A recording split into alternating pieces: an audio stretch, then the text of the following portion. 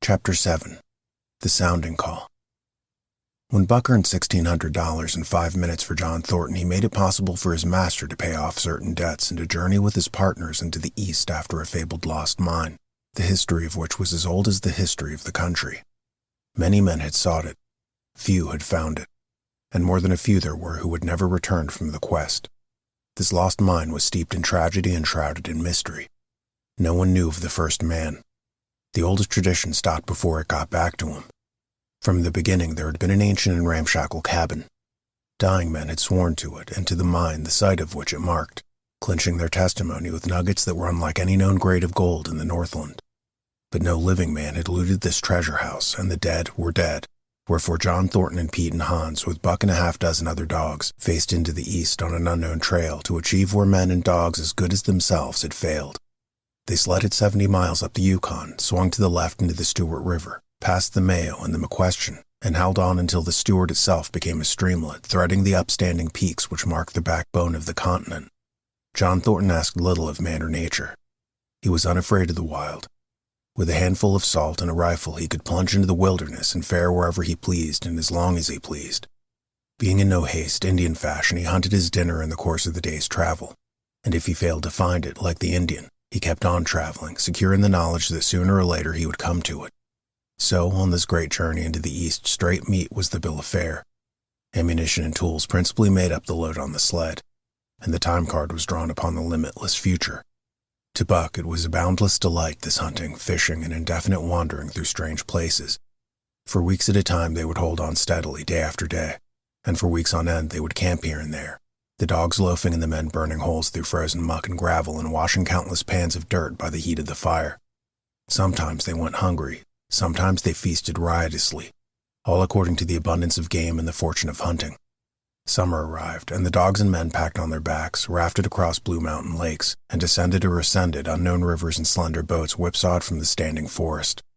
The months came and went, and back and forth they twisted through the uncharted vastness, where no men were, and yet where men had been if the lost cabin were true.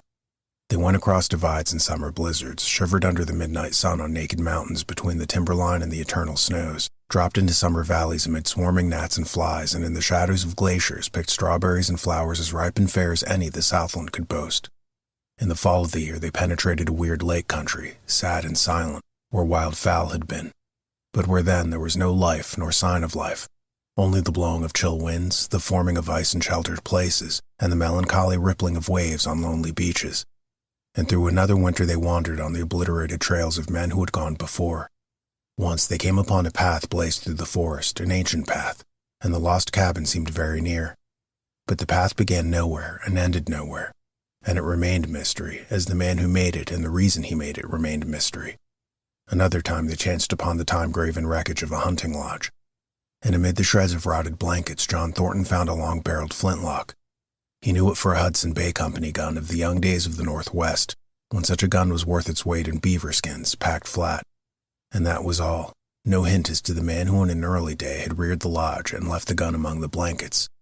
Spring came once more, and at the end of all their wandering they found, not the lost cabin, but a shallow placer in a broad valley where the gold showed like yellow butter across the bottom of the washing pan. They sought no farther.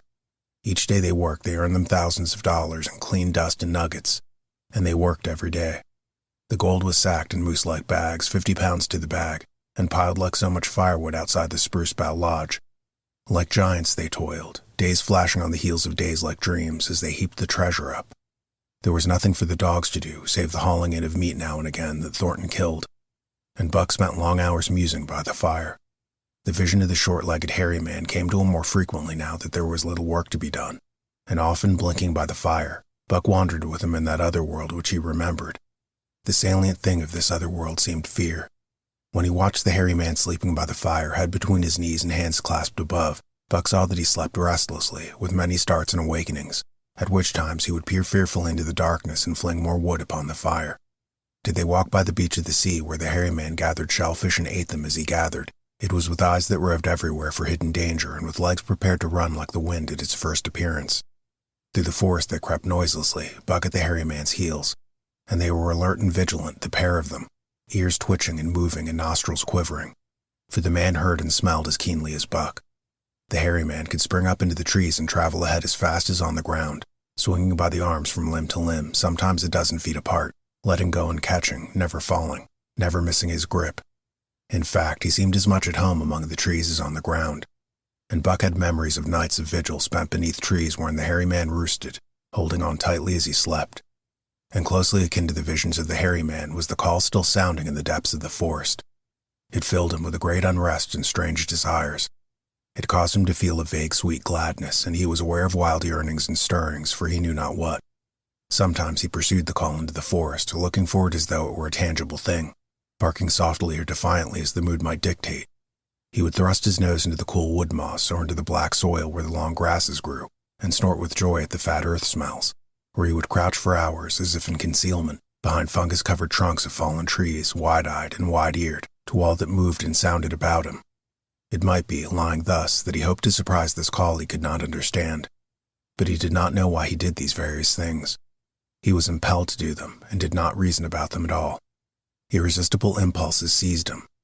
He would be lying in camp, dozing lazily in the heat of the day, when suddenly his head would lift and his ears cock up, intent and listening, and he would spring to his feet and dash away, and on for hours, through the forest aisles and across the open spaces where the niggerheads bunched.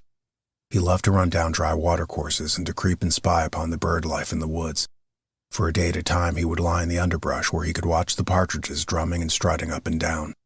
But especially he loved to run in the dim twilight of the summer midnights, listening to the subdued and sleepy murmurs of the forest, reading signs and sounds as a man may read a book, and seeking for the mysterious something that called, waking or sleeping, at all times for him to come. One night he sprang from his sleep with a start, eager-eyed, nostrils quivering and scenting, his mane bristling in recurrent waves. From the forest came the call, or one note of it, for the call was many-noted, distinct and definite as never before. A long-drawn howl like, yet unlike, any noise made by husky dog, and he knew it in the old familiar way as a sound heard before. He sprang through the sleeping camp and in swift silence dashed through the woods. As he drew closer to the cry he went more slowly, with caution in every movement, till he came to an open place among the trees and looking out saw, erect on haunches with nose pointed to the sky, a long lean timber wolf. He had made no noise, yet it ceased from its howling and tried to sense his presence. Buck stalked into the open, half-crouching, body gathered compactly together, tail straight and stiff, feet falling with unwanted care. Every movement advertised commingled, threatening an overture of friendliness. It was the menacing truce that marks the meeting of wild beasts that prey. But the wolf fled at sight of him.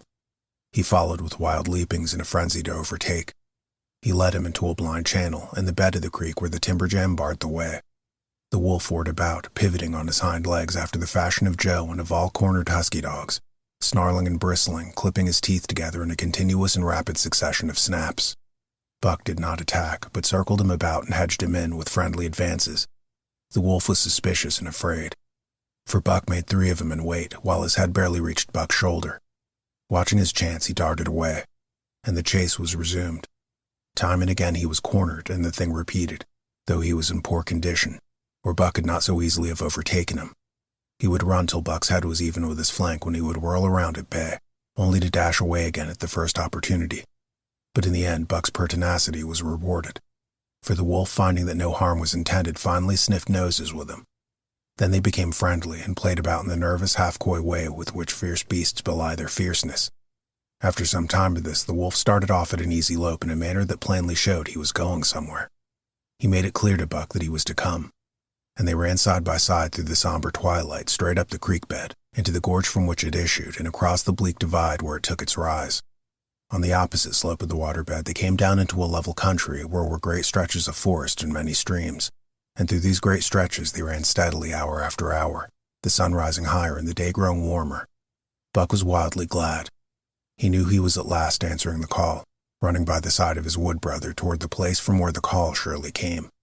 Old memories were coming upon him fast, and he was stirring to them as of old he stirred to the realities of which they were the shadows. He had done this thing before, somewhere in that other and dimly remembered world, and he was doing it again now, running free in the open, the unpacked earth underfoot, the wide sky overhead. They stopped by a running stream to drink, and stopping, Buck remembered John Thornton. He sat down. The wolf started on toward the place where the call surely came, then returned to him, sniffing noses and making actions as though to encourage him. But Buck turned about and started slowly on the back track. For the better part of an hour, the wild brother ran by his side, whining softly. Then he sat down, pointed his nose upward, and howled.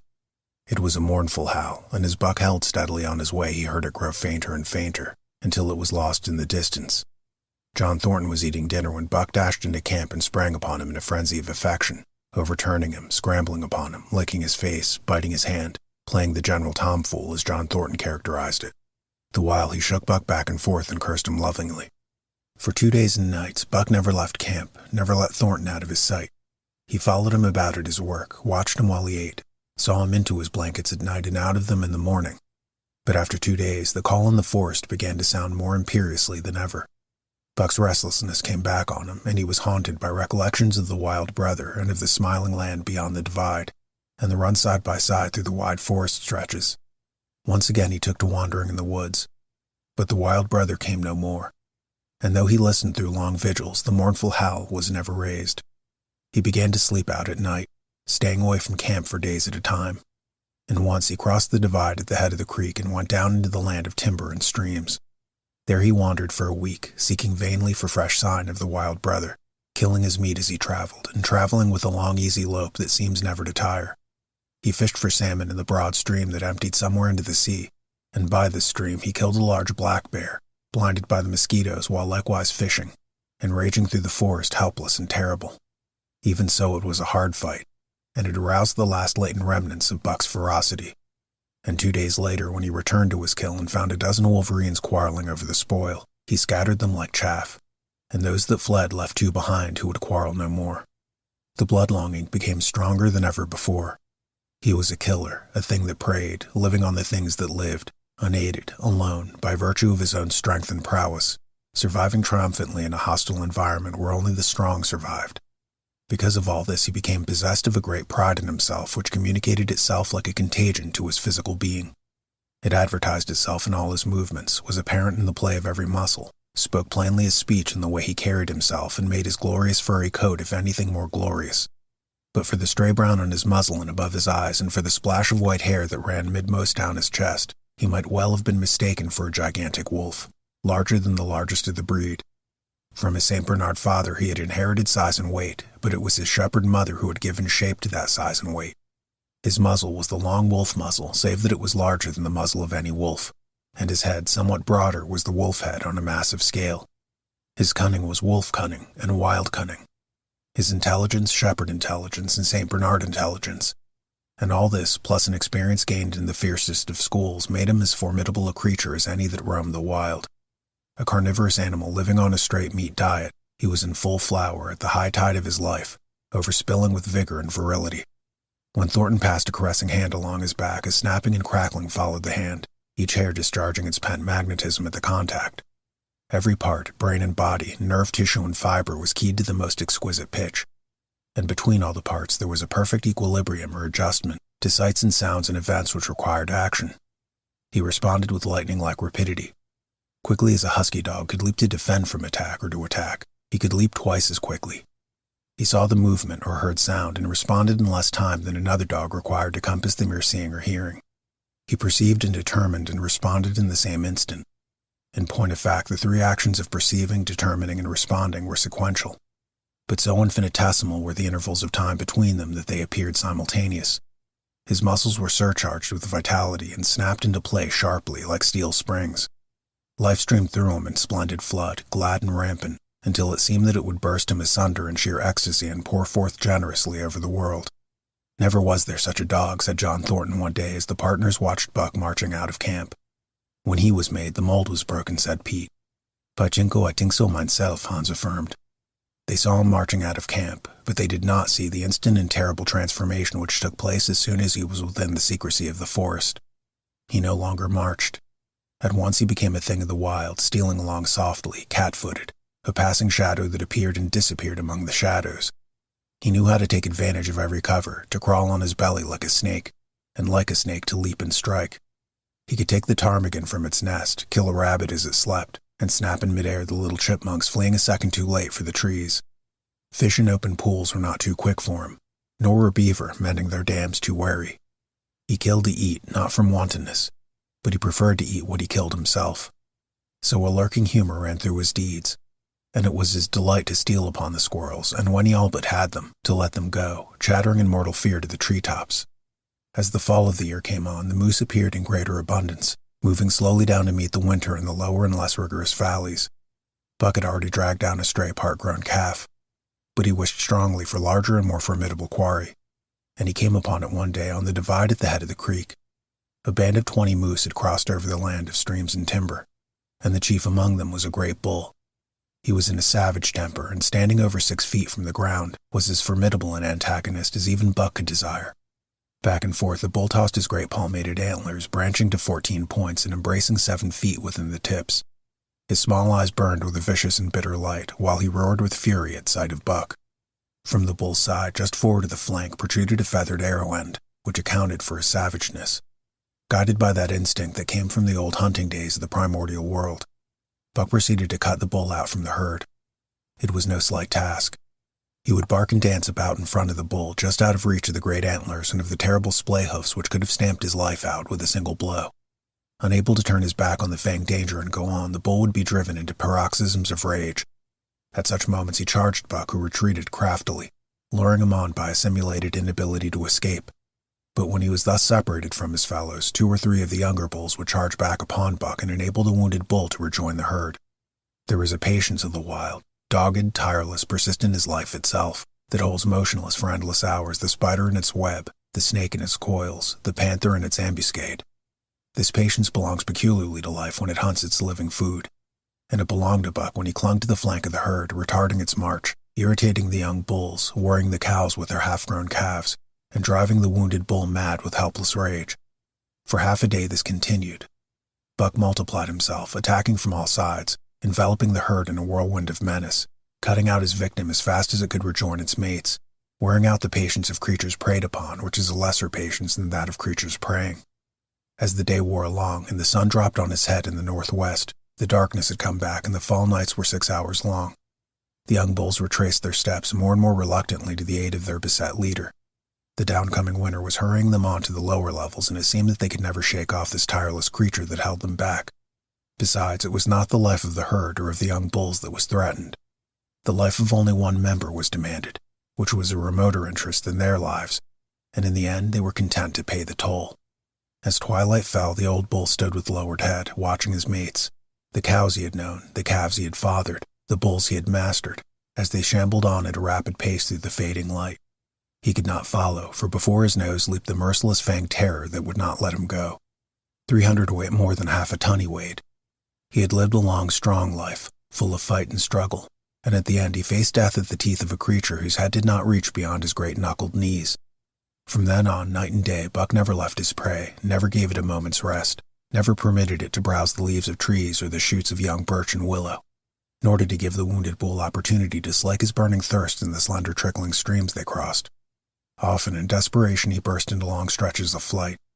At such times, Buck did not attempt to stay him, but loped easily at his heels, satisfied with the way the game was played. Lying down on the moose stood still, attacking him fiercely when he strove to eat or drink. The great head drooped more and more under its tree of horns, and the shambling trot grew weaker and weaker. He took to standing for long periods with nose to the ground, and dejected ears dropped limply, and Buck found more time in which to get water for himself and in which to rest. At such moments, panting with red lolling tongue and with eyes fixed upon the big bull, it appeared to Buck that a change was coming over the face of things. He could feel a new stir in the land. As the moose were coming into the land, other kinds of life were coming in. Forest and stream and air seemed palpitant with their presence. The news of it was borne in upon him not by sight or sound or smell, but by some other and subtler sense. He heard nothing, saw nothing, yet knew that the land was somehow different, that through it strange things were afoot and ranging. And he resolved to investigate after he had finished the business in hand. At last, at the end of the 4th day, he pulled the great moose down. For a day and a night he remained by the kill, eating and sleeping, turn and turn about. Then, rested, refreshed, and strong, he turned his face toward camp and John Thornton. He broke into a long, easy lope and went on, hour after hour, never at a loss for the tangled way, heading straight home through strange country with a certitude of direction that put man and his magnetic needle to shame. As he held on, he became more and more conscious of the new stir in the land. There was life abroad in it, different from the life which had been there throughout the summer. No longer was this fact borne in upon him in some subtle, mysterious way. The birds talked of it, the squirrels chattered about it, The very breeze whispered of it. Several times he stopped and drew in the fresh morning air in great sniffs, reading a message which made him leap on with greater speed. He was oppressed with a sense of calamity happening if it were not calamity already happened. And as he crossed the last watershed and dropped down into the valley toward camp, he proceeded with greater caution. 3 miles away he came upon a fresh trail that sent his neck hair rippling and bristling. It led straight toward camp and John Thornton. Buck hurried on, swiftly and stealthily, every nerve straining and tense, alert to the multitudinous detail which told a story, all but the end. His nose gave him a varying description of the passage of the life on the heels of which he was traveling. He remarked the pregnant silence of the forest. The bird life had flitted. The squirrels were in hiding. Only one he saw, a sleek gray fellow flattened against a gray dead limb, so that he seemed part of it, a woody excrescence upon the wood itself. As Buck slid along the obscureness of a gliding shadow, his nose was jerked suddenly to the side as though a positive force had gripped and pulled it. He followed the new scent in a thicket and found Nig. He was lying on his side, dead where he had dragged himself, an arrow protruding, head and feathers, from either side of his body. 100 yards farther on, Buck came upon one of the sled dogs Thornton had bought in Dawson. This dog was thrashing about in death struggle, directly on the trail, and Buck passed around him without stopping. From the camp came the faint sound of many voices rising and falling in a sing-song chant. Bellying forward to the edge of the clearing, he found Hans lying on his face, feathered with arrows like a porcupine. At the same instant, Buck peered out where the spruce bough lodge had been and saw what made his hair leap straight up on his neck and shoulders. A gust of overpowering rage swept over him. He did not know that he growled, but he growled aloud with a terrible ferocity. For the last time in his life, he allowed passion to usurp cunning and reason. And it was because of his great love of John Thornton that he lost his head. The Yeehats were dancing about the wreckage of the Spruce Bough Lodge when they heard a fearful roaring and saw rushing upon them an animal the like of which they had never seen before. It was Buck, a live hurricane of fury, hurling himself upon them in a frenzy to destroy. He sprang at the foremost man, it was the chief of the Yeehats, ripping the throat wide open till the rent jugular spouted a fountain of blood. He did not pause to worry the victim, but ripped in passing, with the next bound tearing wide the throat of a second man. There was no withstanding him. He plunged about in their very midst, tearing, rending, destroying in constant and terrific motion which defied the arrows they discharged at him. In fact, so inconceivably rapid were his movements and so closely were the Indians tangled together that they shot one another with the arrows. And one young hunter, hurling his spear at Buck in midair, drove it through the chest of another hunter with such force that the point broke through the skin of the back and stood out beyond. Then a panic seized the Yeehats, and they fled in terror to the woods, proclaiming as they fled the advent of the evil spirit. And truly, Buck was the fiend incarnate, raging at their heels and dragging them down like deer as they raced through the trees. It was a fateful day for the Yeehats. They scattered far and wide over the country, and it was not till a week later that the last of the survivors gathered together in a lower valley and counted their losses. As for Buck, wearying of the pursuit, he returned to the desolated camp. He found Pete where he had been killed in his blankets in the first moment of surprise. Thornton's desperate struggle was fresh written on the earth, and Buck scented every detail of it down to the edge of a deep pool. By the edge, head and 4 feet in the water, lay Skeet, faithful to the last. The pool itself, muddy and discolored from the sluice boxes, effectually hid what it contained, and it contained John Thornton. For Buck followed his trace into the water, from which no trace led away. All day Buck brooded by the pool or roamed restlessly about the camp. Death is a cessation of movement, as a passing out and away from the lives of the living he knew, and he knew John Thornton was dead. It left a great void in him, somewhat akin to hunger, but a void which ached, and which food could not fill. At times, when he paused to contemplate the carcasses of the Yeehats, he forgot the pain of it, and at such times he was aware of a great pride in himself, a pride greater than any he had yet experienced. He had killed man, the noblest game of all, and he had killed in the face of the law of club and fang. He sniffed the bodies curiously. They had died so easily. It was harder to kill a husky dog than them. They were no match at all, were it not for their arrows and spears and clubs. Thenceforward he would be unafraid of them, except when they bore in their hands their arrows, spears, and clubs. Night came on, and a full moon rose high over the trees into the sky, lighting the land till it lay bathed in ghostly day. And with the coming of the night, brooding and mourning by the pool, Buck became alive to the stirring of the new life in the forest other than that which the Yeehats had made. He stood up, listening and scenting. From far away drifted a faint sharp yelp, followed by a chorus of similar sharp yelps. As the moments passed, the yelps grew closer and louder. Again, Buck knew them as things heard in that other world which persisted in his memory. He walked to the center of the open space and listened, It was the call, the many-noted call, sounding more luringly and compellingly than ever before. And as never before, he was ready to obey. John Thornton was dead. The last tie was broken. Man and the claims of man no longer bound him. Hunting their living meat, as the Yehots were hunting it on the flanks of the migrating moose, the wolf pack had at last crossed over the land of streams and timber and invaded Buck's Valley.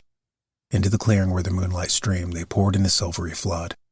And in the center of the clearing stood Buck, motionless as a statue, waiting their coming. They were awed, so still and large he stood, and a moment's pause fell, till the boldest one leaped straight for him. Like a flash, Buck struck, breaking the neck. Then he stood without movement as before, the stricken wolf rolling in agony behind him. 3 others tried it in sharp succession, and one after the other they drew back, streaming blood from slashed throats or shoulders. This was sufficient to fling the whole pack forward, pell-mell, crowded together, blocked and confused by its eagerness to pull down the prey. Buck's marvelous quickness and agility stood him in good stead. Pivoting on his hind legs and snapping and gashing, he was everywhere at once, presenting a front which was apparently unbroken, so swiftly did he whirl and guard from side to side. But to prevent them from getting behind him, he was forced back, down past the pool and into the creek bed, till he brought up against a high gravel bank. He worked along to a right angle in the bank which the men had made in the course of mining, and in this angle he came at bay, protected on 3 sides and with nothing to do but face the front. And so well did he face it that at the end of half an hour the wolves drew back, discomfited. The tongues of all were out and lolling, the white fangs shone cruelly white in the moonlight. Some were lying down with heads raised and ears pricked forward. Others stood on their feet watching him, and still others were lapping water from the pool. One wolf, long and lean and gray, advanced cautiously in a friendly manner, and Buck recognized the wild brother with whom he had run for a night and a day. He was whining softly, and as Buck whined, they touched noses. Then an old wolf, gaunt and battle-scarred, came forward. Buck writhed his lips into the preliminary of a snarl, but sniffed noses with him, whereupon the old wolf sat down, pointed nose at the moon, and broke out the long wolf howl. The others sat down and howled. And now the call came to Buck in unmistakable accents. He too sat down and howled. This over, he came out of his angle, and the pack crowded around him, sniffing in half-friendly, half-savage manner. The leaders lifted the yelp of the pack and sprang away into the woods. The wolf swung in behind, yelping in chorus, and Buck ran with them, side by side with the wild brother, yelping as he ran. And here may well end the story of Buck. The years were not many when the Yehots noted a change in the breed of timber wolves, for some were seen with splashes of brown on head and muzzle, and with a rift of white centering down the chest. But more remarkable than this, the Yehots tell of a ghost dog that runs at the head of the pack. They are afraid of the ghost dog, for it is cunning greater than they, stealing from their camps in fierce winters, robbing their traps, slaying their dogs, and defying their bravest hunters. Nay, the tale grows worse. Hunters there are who fail to return to the camp, and hunters there have been whom their tribesmen found with throats slashed cruelly open, and with wolf prints about them in the snow greater than the prints of any wolf. Each fall, when the Yehots follow the movement of the moose, there is a certain valley which they never enter, and women there are who become sad when the word goes over the fire of how the evil spirit came to select that valley for an abiding place. In the summers there is one visitor, however, to that valley of which the Yehots do not know. It is a great glorious-coated wolf, like and yet unlike all other wolves. He crosses alone from the smiling timberland and comes down into an open space among the trees. Here a yellow stream flows from the rotted moose-hide sacks and sinks into the ground, with long grasses growing through it and vegetable mold overrunning it and hiding its yellow from the sun. And here he muses for a time, howling once, long and mournfully, ere he departs. But he is not always alone. When the long winter nights come on and the wolves follow their meat into the lower valleys, he may be seen running at the head of the pack through the pale moonlight or glimmering borealis, leaping gigantic above his fellows, his great throat a bellow as he sings a song of the younger world, which is the song of the pack. The End. You have been listening to The Call of the Wild, written by Jack London, narrated by Daniel Natal.